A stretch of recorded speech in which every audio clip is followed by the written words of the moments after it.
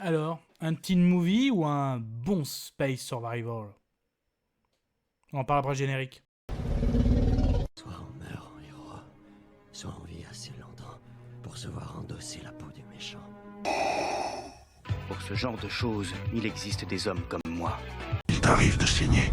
Vous pouvez respirer, vous pouvez cligner des yeux, vous pouvez pleurer. M'a ramené le conduit, celle-là. Maintenant que j'ai votre attention, Accroche-toi, petit. Salut à tous, c'est Fab et Desgarmat sur ma chaîne et aujourd'hui on va parler de la saga Alien. Bah oui, parce qu'en 2024, on a eu le droit à Alien Romulus, donc voici l'affiche. Du coup, la vidéo sera faite en plusieurs parties. Bah déjà, de quoi parle ce nouveau volet de la franchise Romulus, hein, notamment, je le situerai dans l'espace-temps de cette franchise. Ce que je retiens, ce que j'ai aimé, moins aimé. Là, je vais spoiler parce que là, je sais pas, j'ai envie de tout dévoiler. Donc là, je vais spoiler. Et bah, petite conclusion. Synopsis contexte. Il était une fois une Du coup, cet épisode Romulus se passe juste après le premier volet. Donc, le premier volet, Alien est le 8e passager. Donc, juste après Alien avec un S. Hein. Donc, je rappelle, donc à la fin du premier, donc notamment le 8e passager, parce que oui, un équipage, on va dire, a détecté quelque chose. Et donc, du coup, ils l'ont récupéré. Malheureusement, cet alien, ce xénomorphe, a fait un véritable carnage. Donc, il n'y a eu qu'une survivante qui s'est échappée via une navette de sauvetage.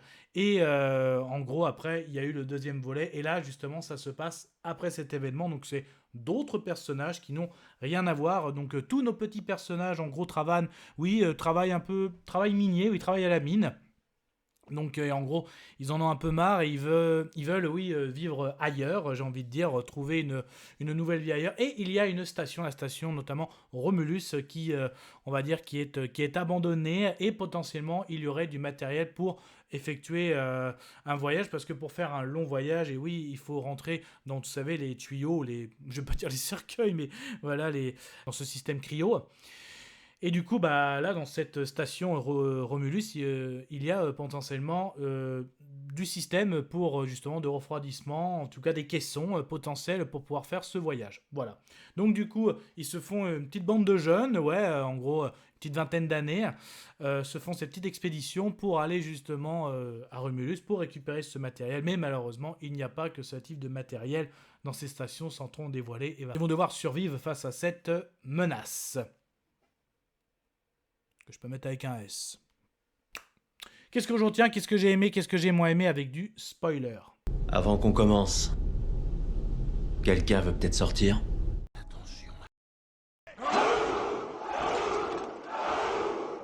Kaiju de catégorie 3. Faut que je vois ça. Là, ça rigole plus. Alors au début, bah, moi, je sais pas, ceux qui me suivent sur la chaîne, vous savez, je ne regarde pas les bandes annonces ni rien du tout. Et là, quand je vois le casting, hein, vraiment au début du film, j'ai eu peur. Parce que teen movie, hein, c'est des choses que j'accroche pas trop, hein, les films avec des adolescents. Alors les acteurs ont vraiment ouais, une vingtaine d'années, hein, la moyenne d'âge c'est 25 ans, ça va de 26 à 23 ans. Après, moi, je les connaissais pas, à part deux. Donc celui qui joue le rôle de Tyler, donc Archie Renault, donc lui je l'ai trouvé dans une série Netflix, hein, d'ailleurs qui a été annulée. Donc la série n'est pas trop accrochée non plus, voilà. Après, il y a aussi Isabella Merced, hein, donc elle, notamment franchise Transformers, Dora l'exploratrice, Madame Web dans l'univers Spider-Man, elle va être Hawkgirl dans l'univers Superman.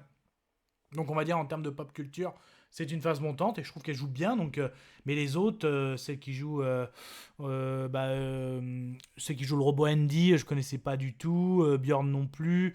Voilà, l'héroïne, on va dire, oui. Pas du tout, donc là j'avais vraiment peur. Le côté en plus, ça faisait vraiment les adolescents qui se font une expédition dans l'espace. Bah, le truc au niveau crédibilité, je me suis dit, mais dans quoi ça nous embarque, quoi? Et en plus, Alien, on connaît un peu la franchise, mais dans quoi ça nous embarque? Je vais tomber sur des gamines, des gamins qui vont crier partout, du xénomorphe, ça va être une parodie, ça. Alors, vraiment, il dure à peu près 2 heures, mais les 3 premiers quarts d'heure, j'étais oh non, j'étais vraiment oh non, c'est pas possible. Donc, et en fait, déjà quand ils arrivent sur Romulus, j'ai beaucoup aimé le côté SF, hein, le vaisseau abandonné, tout ça. Et ça, c'était vraiment pas mal du tout. Les manœuvres aussi des vaisseaux, c'est pas mal du tout. Et en fait, certes, ils cherchent le matériel justement, hein, pour pouvoir faire des caissons cryo. Et du coup, en fait, ils vont se rendre compte que, en fait, il manque du matériel, mais que on peut trouver du matériel. Ils découvrent que dans les systèmes, il y a du système qui refroidit certaines choses. Et en fait, quand justement ils retirent ce fameux carburant pour faire du froid, et ben ça libère justement les parasites à l'origine des xénomorphes. Donc là, c'est vraiment plutôt pas mal comment ça déclenche aussi. Ils découvrent aussi notamment un cadavre de xénomorphe et aussi le côté un peu sale. Ils découvrent du cadavre d'androïde, mais aussi un cadavre de xénomorphe. Et cet androïde, ils arrivent à le réanimer un petit peu. Ils expliquent que c'est le cadavre du premier volet, donc ça fait le lien. Et ça, j'ai trouvé ça vraiment pas mal du tout. Et en fait, quand ça libère le premier parasite, forcément, quelqu'un se fait parasiter. Hein. En plus, c'est dans l'affiche du film. Et donc justement, on voit, après ça va quand même assez rapidement, hein, le fait du côté parasite, que le xénomorphe s'expulse du corps de l'humain, ça va assez rapidement. Après, en tant que spectateur de la franchise, tu sais comment ça marche. Et en fait, je pense qu'ils l'ont fait vite pour que le film avance. 2 heures, ça va très vite aussi. Donc là, après, c'est pas mal du tout, parce que justement, le fait qu'ils ont déclenché ça, c'est un peu innocemment, j'ai envie de dire, et ça c'est plutôt cool. Donc là je trouvais que vraiment ça avait trouvé du sens, et en fait nos jeunes acteurs jouent assez bien. Donc en fait voilà, mes craintes se sont vite levées, et ça c'est vraiment cool. Notamment après, pour échapper à tout ça, parce qu'il y avait beaucoup de parasites, et notamment juste le robot qui faisait un peu robot de bas étage. C'est un robot en gros qui n'avait qu'une mission, c'était de protéger l'humaine, et en plus qu'il y avait un stock de blagues pourries. Voilà, c'est vraiment pour donner le côté humour, c'est pour ça que ça me faisait peur. Et après, quand ils lui ont mis justement le programme de l'androïde trouvé sur le vaisseau, là c'était plutôt pas mal, et il joue bien. Il y a à la fois un peu de la ref par rapport à David, hein, que je parle de Prometheus ou Covenant, mais quand même Andy a sa propre personnalité, et ça c'est vraiment cool.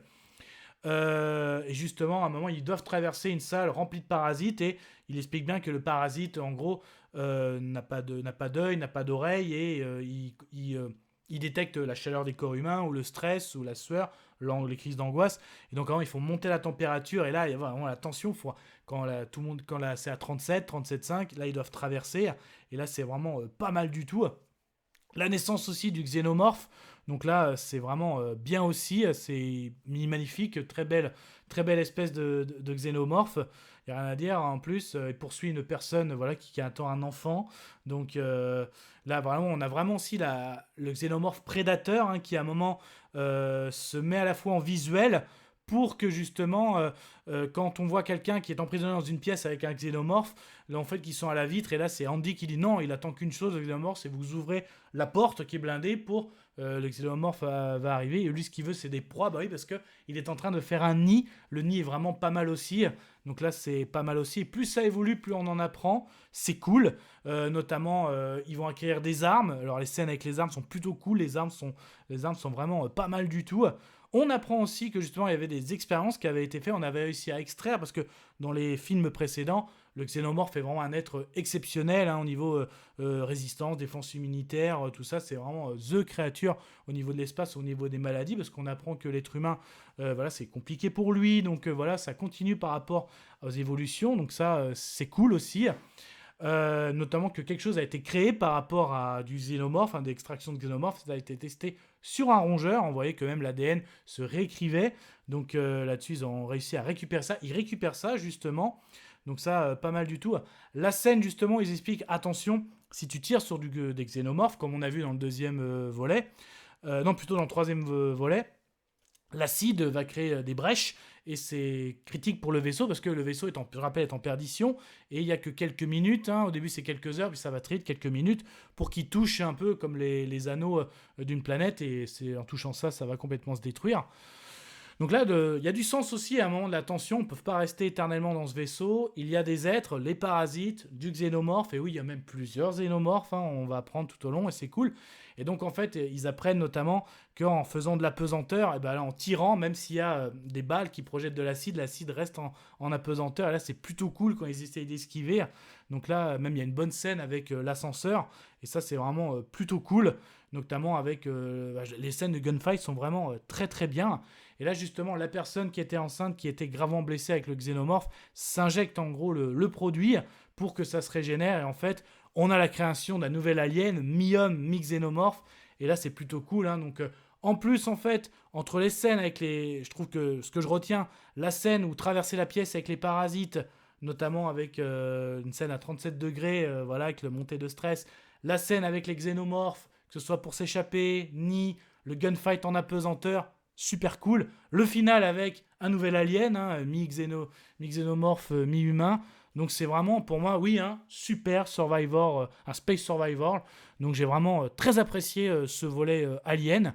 J'avais peur, mais les craintes ont vite été levées. Donc j'ai vraiment passé un bon moment et je vais lancer la conclusion. Je vais conclure.